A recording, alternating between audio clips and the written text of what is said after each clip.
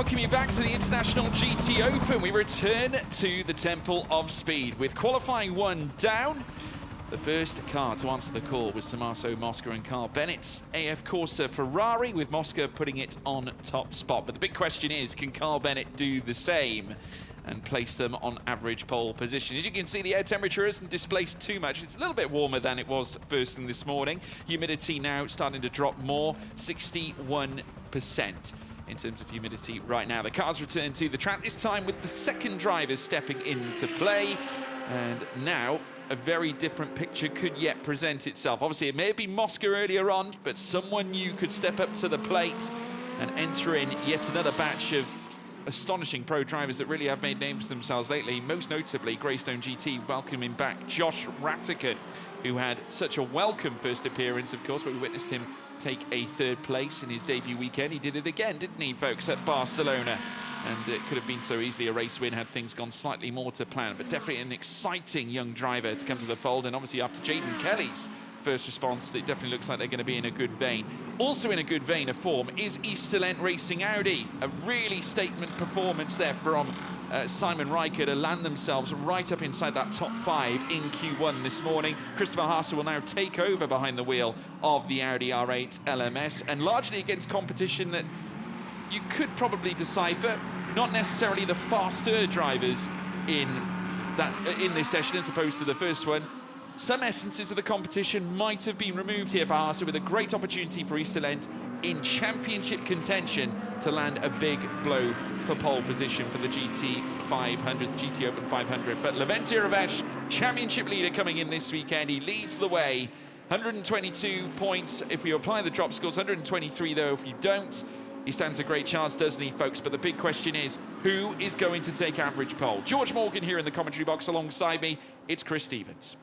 Yes, and Tommaso Mosca taking first blood this morning, but the track temperature at least 10 degrees hotter than it was. There's going to be very different conditions out there in what is going to be a hugely competitive session, because all bar one of the Pro-Am teams, which was Santalok Racing, put their AM driver in for Q1 earlier today. So not only have we got all 12 of the Pro cars, but 13 of the 14 Pro-Am cars are going to have their quick driver in for this session as well. And that is a very big list, including on this car, Benjamin Goethe making his first appearance in a second car from Garage 59, which has been fielded this weekend.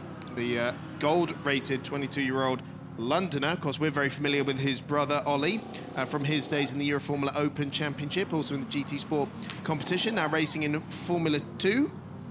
Comes from a racing family, do the Goethes. Their father, Roald, racing in the World Endurance Championship back in the day. But Christopher Haase aboard the championship contending East Talent Audi. Simon Riker was second fastest in Q1. That was really a sterling effort in amongst Mosca and Gertz and Tom Lebon as well. That was certainly a very, very big and important effort that has certainly laid down a marker in terms of where the averages are going to put them, which is how we're going to set the grid. Yeah, obviously Benji Goethe, you quite rightly mentioned Oliver Goethe as well, the champion of the Euroformula Open Series back in 2022.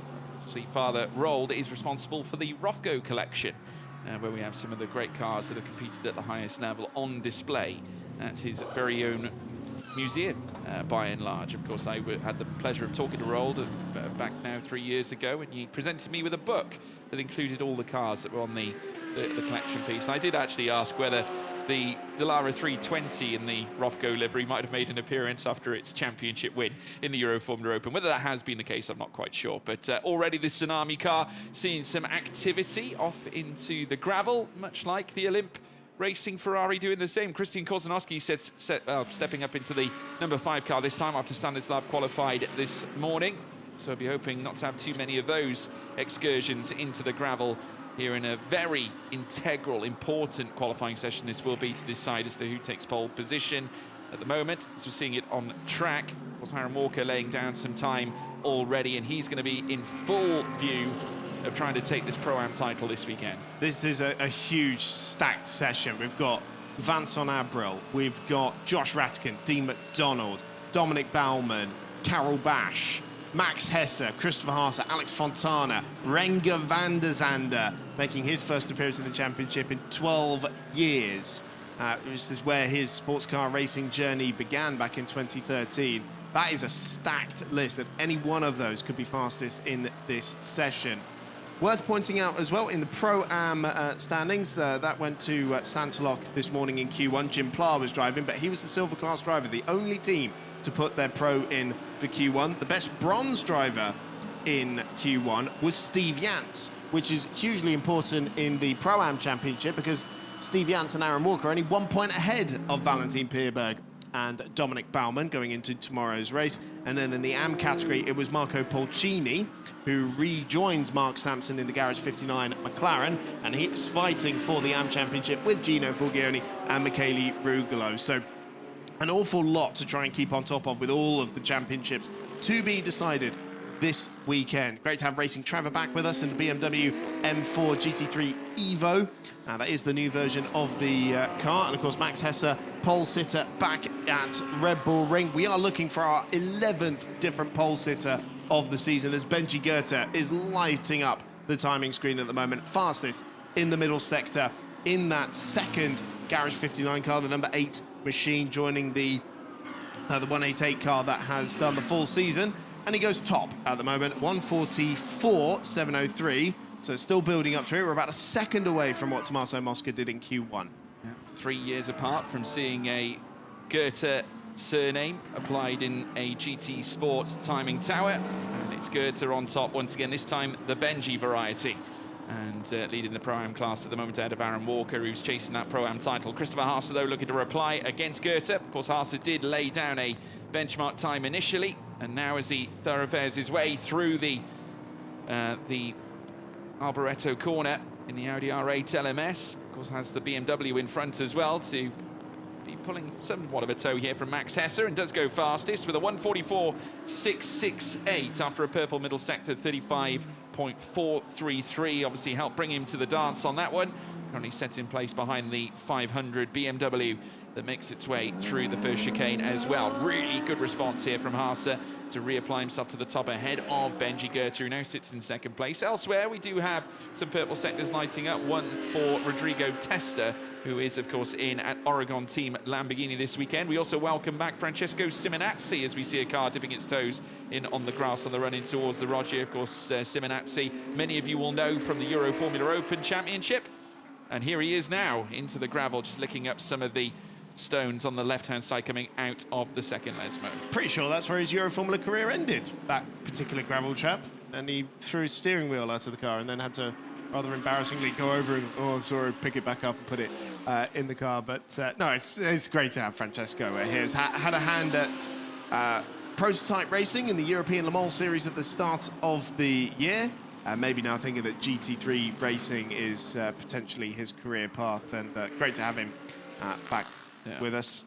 I mean, obviously, largely, much of his thanks go to Jerry Cannaviccio for helping him out and giving him this huge opportunity to drive with the Oregon Team Lamborghini Squadron as Van der Zande goes into 8th fastest ahead of Fabio Bobini. Tom Emson on his return, of course, alongside Tom Leben. We saw him qualifying earlier on today, was putting in a good time, Tom Leben, towards the very end until we had the raised yellows earlier on. 6th fastest for Tom Emson. Max Hesse, purple inside the middle sector. Lost a little bit of time, though, in the middle in the BMW. Goes 2nd fastest behind Haase, and that's only 0.003 between them up at the very top as well. You're talking about Fly's eyelash margins. Well, there's one right there for you, folks. 144.671, just in behind Haase's 668, as we see more times come through. Emson 6th, Bash down to 7th, Porter up into 8th. Rodrigo Testa goes into 9th fastest as well. Carl Bennett, remember, needs to respond after Mosca's incredible lap in our first qualifying session. Remember to go fastest as Dominic Baumann slots into P6 ahead of Tom Emson this time, providing a string of Pro-Am class drivers from P2 down to P6. It's Haase and Riker with the best average at the moment, though, 144.2. So that's the important one. As much as we're looking at the times in this session, we are keeping an eye on the averages because that is what is going to determine the grid. Rivas also sticking it on top now, and also that means average P2 as it stands after Maxi Goetz's efforts in our first session. 18 thousandths between Haase and Rivas. Here comes Benji Goethe as he comes into the pits. So we'll bring an end to that first in. I'm sure we'll be back out very soon, though, after just having some brief technical changes. But half a tenth between the top four. Magic. 4 different manufacturers as well. It's Mercedes, Audi, BMW, and McLaren inside the top 4, separated by a little over a blink of an eye. Yeah, Karel Basch improving to 9th. Van der Zande up into 11th place as well, just beyond half a second. And now Carl Bennett plunges upwards as well. Christian Korzanowski returns and jumps inside the top 10, and he'll be the highest of the AM runners in this particular session. Obviously across the board, currently sat 31st, so we'll be at the rear of the field regardless as it stands due to the average lap time. So we now ride on board here with the number 20 SPS Performance Mercedes of Dominic Baumann, who has been largely impressive. Purple again in the middle sector here, Dominic Baumann. So looking to dish out his very best here at the close of this particular lap, coming around Curva Alboreto. Dean McDonald also finding a personal best in the middle, but certainly not enough to disrupt what Dominic Baumann is putting together right now, because they too are in the hunt for the Pro-Am Championship, chasing after Aaron Walker and Steve Jans, and it's purple over this lap for Dominic Baumann. First fastest in the session, 11th fastest in terms of average times. But it was Dean McDonald doing a really great lap there as well, and he's gone 2nd fastest in the session as we see the full in-race Audi get a face full of gravel on the exit at Lesmo 2. Not the first car to end up in there, and certainly won't be the last, but McDonald's putting in a great effort to put the 33 Greystone on the 2nd row of the grid provisionally with the averages. Coming down to the Rogier now. There's Baumann. After lighting up the timing screens last lap, he's just done it again in the first sector as Josh Rattigan goes 7th fastest. But I think it's Aaron Walker and Steve Jans with the best Pro-Am average as it stands with 6th overall. But we'll keep an eye out on that as Baumann picks up more speed in the first sector. Yeah, I mean, obviously Baumann looking to chase that maximum 12th fastest at the moment. Obviously, I mean, that can change should other times improve elsewhere potentially. Carl Bennett now 12th fastest, but those immediately been taken on by Korzanowski. In fact, I think that was a time deletion there, unfortunately for him, and does drop back down as Lucas Dunner pops into 16th fastest. Dominic Baumann losing just a little bit of time in that middle sector. I think maybe just slightly deterred with the Santaloc Audi that currently sits in front of him right now. Fontana moves into 12th ahead of Korzanowski here this time. It looks like Baumann's backing out of this particular lap as well, but Alex Fontana on yet another lap nonetheless. But Baumann, of course, despite not being able to land a significant blow on this occasion, can still rest assured that he is on top by nearly a 10th and a half. I think Valentin Pierberg had a very difficult session this morning. I think he was only 10th of the Pro-Am runners in the end, whereas his title rival was the quickest bronze driver out there, 2nd fastest in Pro-Am. So there's going to be a tall order for Dominic Baumann to try and claw that back, as Dean McDonald has just put in the 2nd best time now and gone to within 0.08 of a second of Baumann, and is still 5th on the averages at the moment, because Josh Rattigan in the sister car has actually just usurped them. Yeah, Rattigan once again largely impressing once more. 7th place at this stage, but overall it'll be 4th on average. Rattigan now going 4th fastest himself, so once again putting in a great time to usher in a personal best, especially in that final sector, a 1:44.615. To coincide with Jaden Kelly's efforts from earlier, does mean that average will be 4th here for Rattigan and Kelly should they finish like this, and it could yet be another storming weekend for Greystone GT in terms of this pairing. But here comes Laventia Revesz, currently down on his time in the first sector. I'm so impressed. I'm so impressed with how Revesz has progressed throughout this year. Like, you never expect people in their first year of GT3 to be able to match their factory driver teammates, which is astonishing. And in terms of the speed, he is absolutely on it. Of course, the factory drivers, they're the ones with the experience. Whoa! Big moment for the 33, Dean McDonald, and did keep it out of the barriers. But that was a huge, huge off into Lesmo 2. Grossly misjudged the speed there, as Dominic Baumann is lighting up the timing screen once again with 2 personal bests. Is he actually going to put this one in, though? No, he's completely backed out of the lap. Yeah, much like the one before it, decided to bring the car in instead. Here comes Levente Reves, who may largely consider the same because he is down on his time significantly in that middle sector and does come into the pits as well. Josh Ratkin, personal best inside the middle sector. There is the 51 AF Corsa Ferrari that has certainly been the subject of certainly a lot of praise after what we saw in Q1. Carl Bennett behind the wheel at the moment, though, and as it stands, 14th. 14th, but Mosca's efforts in Q1 still means that they are the third best average at the moment. So that would be second row of the grid for tomorrow. Welcome back to Track Focused, of course. It is Darren Kell, James Kell's father, who is in that car for Q1. Darren Leong, World Endurance Championship driver with United Autosports, joining him for this endurance round. You have to have a teammate for these endurance races, and enlisting the services of Darren Leong, one of the shiniest bronze drivers around. Yeah, coming through now in towards Lesmo 1. Of course, one of the more striking and more two-brand McLaren liveries you're likely to see with the blazing orange right there. Fastest middle sector from Benji Goethe, third in Pro-Am at the moment, seventh fastest overall. And he's coming up to the end of the lap. I think he's coming up to the timing line. Coming around the Alboreto curve now, but he's got Renger van der Zande for quite close company right in front of him. So I might hinder him through the corner, but we'll give him a little bit of a tow down the straight. And Goethe's just gone fastest, in fact, with a personal best in the third sector, and that is going to put him 8th overall on the grid.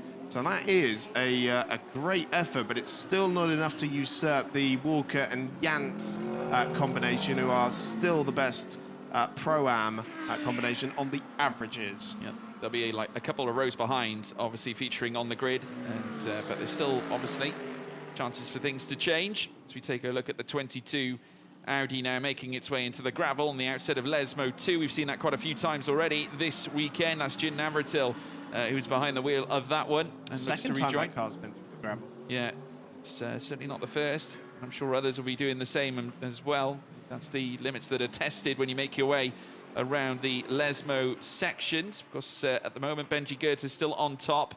Retains the 144.463, currently 36 thousandths better than Dominic Bauman's issued lap prior to that. Ibrahim Badawi, of course, in his first into the International GT Open here with AF Corsa. We did see, of course, his teammate who set the initial phases of Q1. And, of course, representing AF Corsa team as well. Of course, we had Leonardo Colavita behind the wheel of that one. But Badawi from Cairo in Egypt, the 19-year-old, who has just come off the back of winning the Italian GT Endurance Championship alongside Colavita, and also a runner-up as well at the same time of the Super Trofeo Championship in 2023. And yet again, more GT experience coming his way here in the International GT Open as Benji Goethe looks to go round the track again. No question, we'll look to put the burners on for the next run, deciding not to come into the pits. So just under 7 minutes left in the session. It is still Haase and Riker with the best average. They're on provisional pole as it stands, and it would be the championship leaders alongside them. So top two in the championship on the front row of the grid as it stands. Benjamin Goethe taking an awful lot of the curb at the first apex of the Rettifilio chicane. He's already the fastest man in this session, but Haase now lighting it up in the middle sector as he makes his way out of Ascari and down the back straight. Now, is this going to put him even further onto provisional pole position, building up to 270 kilometers an hour, near enough as he hits the brakes for the Alboreto curve. Puts the power down, opens up the tap on the V10 engine and drives it up towards the timing line. Where is this going to put Christopher Haase? It's currently 6th fastest in the session and goes top in the end on a 144.281. Astonishingly, it was still half a second slower than what Tommaso Masca did in Q1. I think that is largely due to the conditions. But 2 purple sectors there for Haase, and he's increased his advantage over the most park pairing. Yeah, this really places Easterlent into a prime position when we go into the race later on. Of course, remember, with, at the end of the day, Simon Riker's immense efforts in Q1, it's really brought them to the dance, really, at the same time. So lots of smiles, I'm sure, including on that of the face of Peter Riker. And East Talent looking to make a statement impact in a bid to become back-to-back champions of the International GT Open here as drivers, because they have won the teams back-to-back over the last couple of years. They could be the first team to make it 3 in a row as well. But, of course, still plenty of action to be had when we head into Sunday. Of course, Max Hesse moves into 3rd ahead of Dominic Baumann at the same time. Dean McDonald, the 2nd highest overall driver, but bear in mind, overall results, you know, count for nothing if they don't figure, which I say pro results count for nothing unless you finish where you need to finish overall. Carol Bash, purple in the first sector, but has lost a little bit of time in the middle. I think he's about to lose more after coming in close contact with the sister Audi. Ratican's actually gone faster in the first sector as well now, so we need to keep an eye on him. Oh, Haase currently purple in the middle as well, so we've got plenty of purple sectors now starting to ignite as we come into the final remaining minutes here at the Temple of Speed. And who is going to grace the Temple with an incredible lap? It could be Haase here, who's very nearly 3/10 up inside the middle sector. A mighty extra 3/10 gained inside that final sector as well. That is a mighty lap from Haase. A 1:43.770, increasing the deficit to Benji Goethe to nearly 7/10. But what can Ratican do now? Purple in the first sector, 35.556. This could be a close quarter contest between Haase and Ratican up at the top end of the order. Of course, Ratican on a great run, goes 2nd fastest, but not disrupting that 1:43.7 that Haase put in place. And that, for half a second, that put them on the front row of the grid, because Carl Bennett has just improved and put his AF Corsa car provisionally on the front row on averages as well. So suddenly it's all changed. It's East Talent, AF Corsa, and then Greystone, and the Levante Revesco has been demoted to the outside of the 2nd row. And bear in mind, Greystone, the reigning, should we say, winners of this race from last year, it was James Kell and Dean McDonald that won the Monza 500 last year, as Max Hesse goes 2nd fastest. So Greystone returning to old stomping grounds and flexing their muscles inside the top 2. That was their first ever overall win in this championship. Oh, how things change in 1 year, because now we practically expect them to be fighting for wins now, don't we? Especially with 2 cars up there. Haase, another personal best in the first sector, and still up on that time of his in the middle sector as well. Is he just catching a distant toe there from the Mercedes in front of him? It's the Vimana car of Tom Jackson. Makes his way around the Arboreto curve once again. I don't think there's any disputing who's going to be getting pole position in this one. This has been a mighty effort from the Audi squad. Just misses out on that last lap by a 1/10.5, but still on provisional pole position as it stands, as we take a look at Dominic Baumann, who's got 2 personal bests out there and very, very close to the times of Christopher Haase, as Rodrigo Testa is also fastest in the first sector as well. Let's keep an eye on him. But up towards the timing line comes Dominic Baumann, and he stays in, moves up to 2nd and puts himself on the 4th row of the grid as well. Much, much closer to their title rivals as well. So 2nd fastest for Dominic Baumann, 1/10.5 away. Where is Rodrigo Testa in the Oregon Lamborghini, just coming out of the final corner as well. Remember, he managed to put in a fastest first sector, didn't improve. In the end, I don't think. He lost a lot of time in that final sector. I think he backed out of the lap, to be honest, whether there was an issue. Of course, he lost... 7 seconds. He lost a little bit of time as well in the middle, but I think the main issue, it must have been Ascari, obviously, where the issue, because the sector stripe stops at the end, and Ratican is on the move again, purple inside that first sector, so there could be more in line for Greystone here. 2.5 better than Haase on that previous... on Haase's previous lap, so a great chance here for Greystone. Reves has responded as well. He's improved and put himself back on the front row of the grid provisionally. 5th fastest in this session with a 1:44.2. But where is Ratican at the moment? Making his way down towards Ascari. Where is it? Yeah, here he is. Josh Ratican, pole sitter in Barcelona. Don't forget, became our 10th different pole sitter. We're looking for an 11th here. We're not going to get it as it stands. He's got Ralph Aron in the Get Speed Mercedes right in front of him. Is that going to hold him up? He's done a personal best in the middle sector. It's all going to count on the Alboreto curve now, and if he gets held up by Ralph Aron, he seems to be carrying an awful lot of speed around there. Obviously not as much wake as a Formula 1 car, but still there is dirty air out there as he's soaking up the toe, getting right onto the back of the Mercedes, and does go to 4th fastest and puts himself 3rd on the grid. Yeah, of course, we also have the Get Speed Mercedes of Aaron Walker, who's currently operating as well at a fast level, currently 2/10 up on the previous best time that was set in place by Christopher Haase as well. Lost a little bit of time, though, in that middle sector. Still a personal best on his part as he comes through Ascari. Obviously looking to try and enlist a strong time to finish, because they're currently operating 5th place on average at the moment after Steve Janz's brilliant efforts in Q1. As he now storms down through towards the final corner, Lucas Dunner also showing some decent speed, but losing time in the middle sector on his run out of or through the Lesmo sections. It's all on Walker, though, to improve and place his Pro-Am status even higher in a bid to clinch in the title in Pro-Am class. 7th place as it stands in this session alone, Aaron Walker, and will remain 7th for now. But still on the 3rd row of the grid and best of the Pro-Am combinations. So that is serving them very, very well at the moment and doing what they need to do as the championship leaders there in that category. Carl Bennett putting in a personal best in the 1st sector here. Now, he's been threatening the front row of the grid in the latter stages of this session. Levente Reves is in the pits, meanwhile. He's not going to do any better than 2nd on the grid.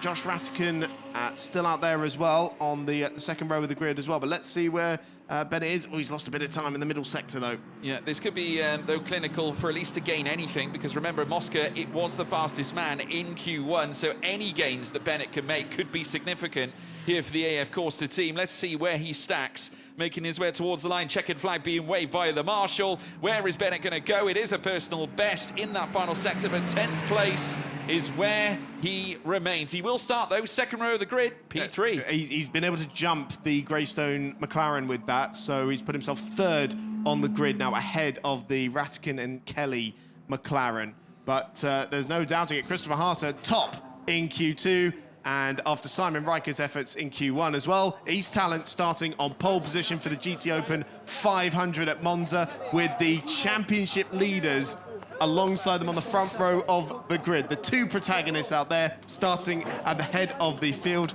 with AF Corsa in the top 3 as well. Top 3 in the championship, in the top 3 on the grid. It doesn't get much better than that. Christopher Haase managing to pull together the optimal result, but also credit has to go to Simon Riker for that immense first session of qualifying that we witnessed earlier on today. East Talent have now applied themselves and put themselves in the best position to be potentially the first pairing to take back-to-back Drivers' Championships here in the International GT Open, and at the same time stretch their team's championship wins to 3 and become the first team to win 3 on the spin at the same time. What a race we have in prospect.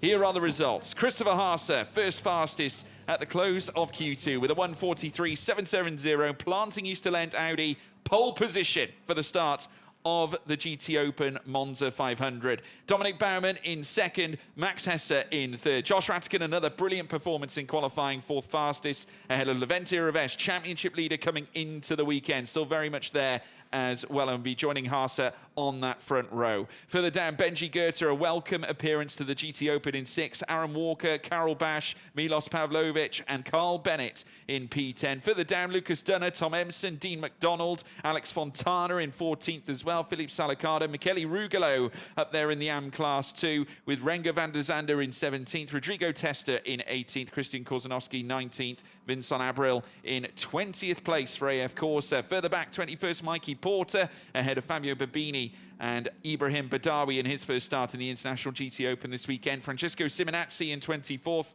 ahead of Michael Blanchimont. Mark Sampson fighting for the AM title this weekend as well, 26th. Marcelo Ramirez, 27th. Darren Leung in 28th. Jiri Navratil in 29th, ahead of Tom Jackson. And then we have Louis Michael Dorbecker in 31st.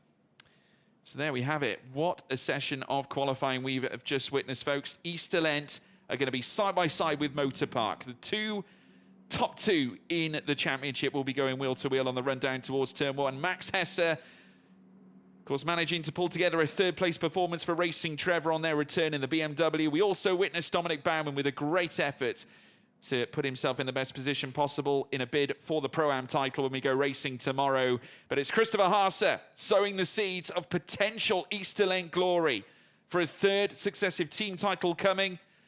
Could it be a driver's title for the second time? Let's hear from them now. Dear fans, you wanted one poleman. We have two polemen because they share the honors.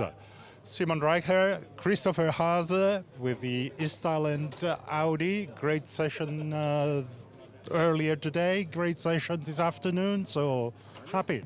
Yeah, more than happy. We didn't expect this, but now in my quali was already the car perfect, and yeah, Christopher did also extremely good job, so I'm super happy. Didn't expect this. And of course, there is an important stake. There is something at stake this weekend, so this is the best position to be. Absolutely. I mean, I have to say, really thanks to Easterland Racing, Simon, because we have put so much effort and so much work into this quali run, and also the traffic handling. So just everything has been amazing. But this is a small step. You know, this is such a small step. Tomorrow we have the long distance race.